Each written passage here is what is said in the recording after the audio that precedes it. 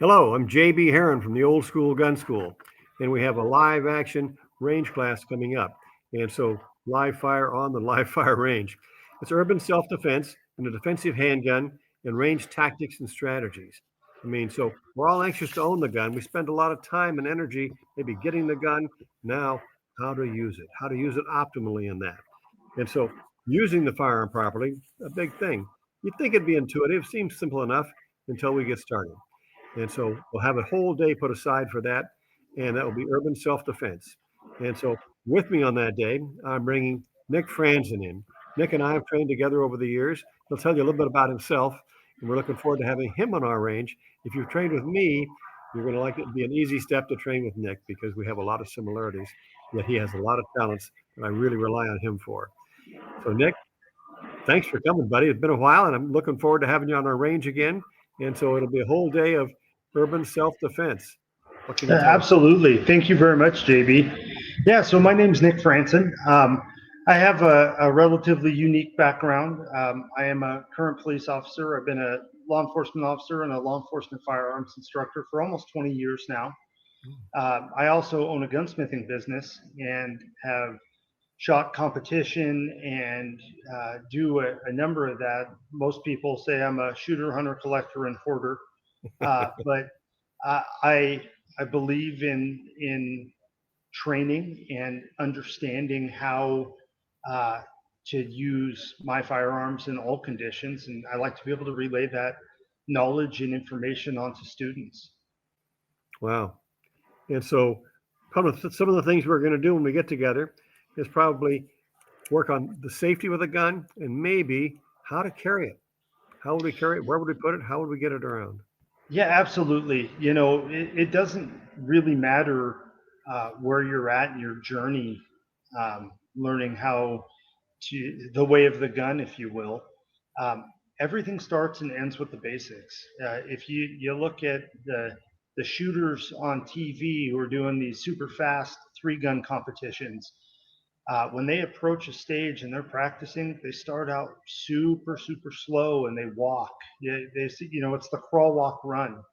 You look at the top tier military operators in the world, they're really good at the basics. And that's what it starts from, basic marksmanship shooting, safe handling of firearms. In this context, safe handling is a little bit different because we're talking about a dynamic range. And I'm not saying we're going to be running and gunning, but we are going to be moving and we're going to be in a group. There is a different dynamic between going out to a range and you're the only person out there and shooting holes in paper versus being on a range where you're carrying a loaded firearm and you're walking around and you're moving and you're changing positions. Oh, yes. Um, so, typically those are small group classes and safety is paramount. And so it's not just having the gun, but if we have the gun, how do we carry it around? So we could talk Sure. about choices for that. How do we carry it around? How does it get presented? Wherever you've got it, will you keep it covered? Yeah, it's concealed carry. And so then from concealment, how do you produce the gun from concealment? And so interesting Yeah, topic. we cover obviously marksmanship basics. We like to know that we can shoot the gun before we can say draw the gun or present the gun, and then we go to the draw. I break it into a certain number of steps and in a way how. The reason I do that is as many things in this world as we don't like being mechanical. When you're talking about building muscle memory, if you break it into steps and it's done mechanically or methodically mechanically to start, you're creating those neural pathways and that muscle memory so it's seamless and safe under stress, which is ultimately the goal here. Boy. And so in real life, and this is moving us more towards a real life situation, we're not just at a range punching holes in circles and winning scores, but actually using the firearm as we might use it to protect ourselves inside or outside the home. And so in doing such, could we ever run into troubles? Could there be a firearm malfunction? And how would we handle that malfunction? Will you be able to cover some of those things for us? Yeah, we'll definitely get into some of that. I mean, keeping the gun running during a gunfight is key, right? There's Yes. not many things that are more important other than getting out of the situation. So in this class, we're going to focus on what I call continuity of fire, which is your ability to keep the gun in the fight, but also to move, to shoot effectively while moving, to shoot from and around cover or concealment. Anything that's going to give the shooter who's in a self-defense situation the advantage. Wow. Sounds like good information and a good foundation for all of us. And that foundation, as you mentioned, is the important part. And so, what we're looking forward with having you back again is helping us polish that foundation. The stronger our foundation is, then the rest of that will go even easier. So, we're looking forward to it. Anything else you can add to what we're going to be doing on the range? Yeah, in real world scenarios, that you're not going to be standing still on a static range waiting for a beep.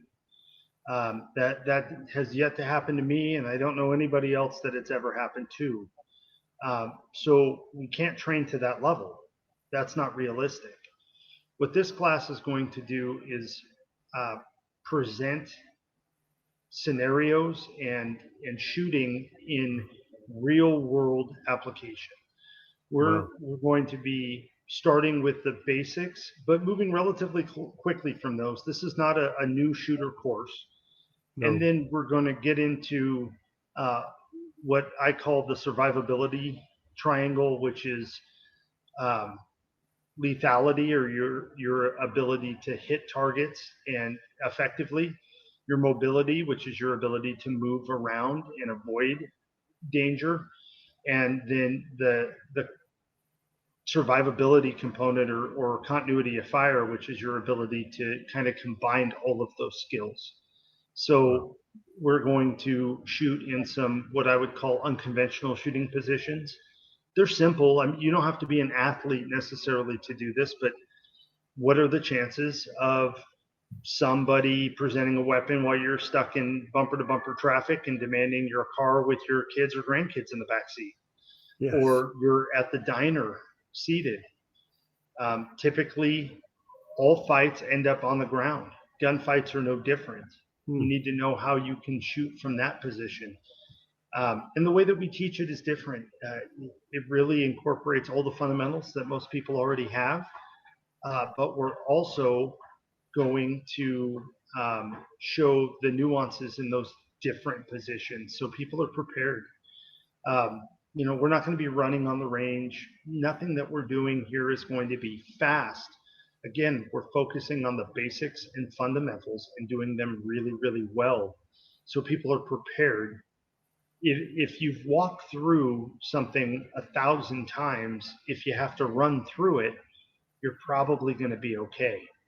If you are faced with that situation that you've never experienced before and you have to do it quickly and under pressure, potentially hurt, the chances of hitting all those points and steps, pretty rare. Well, there's a lot to it, isn't there? There's not There just is. the gun, and in caring for ourselves, maybe a little bit of that. And you talked about caring for ourselves or our loved ones. Should we get hurt? I mean, if we're in a gunfight, what's the chances? Could we get hurt? Sure, we could get hurt. And so, if we're hurt, maybe our own ability to stop the leak, maybe that's a good idea. And so, to do that, what would be the easiest way for someone to learn how to care for themselves from an unexpected gunshot wound? Well, of course, on what the military calls TCCC, or most citizen classes are geared towards trauma response. But the basics of trauma response are you deal with what you can quickly, and then you prolong life until a higher level of care can get there. In all of my classes, I am a huge proponent of tourniquets. And I've actually had 2 students now, not during gunfights, but 2 students save a life because they carried a tourniquet with them.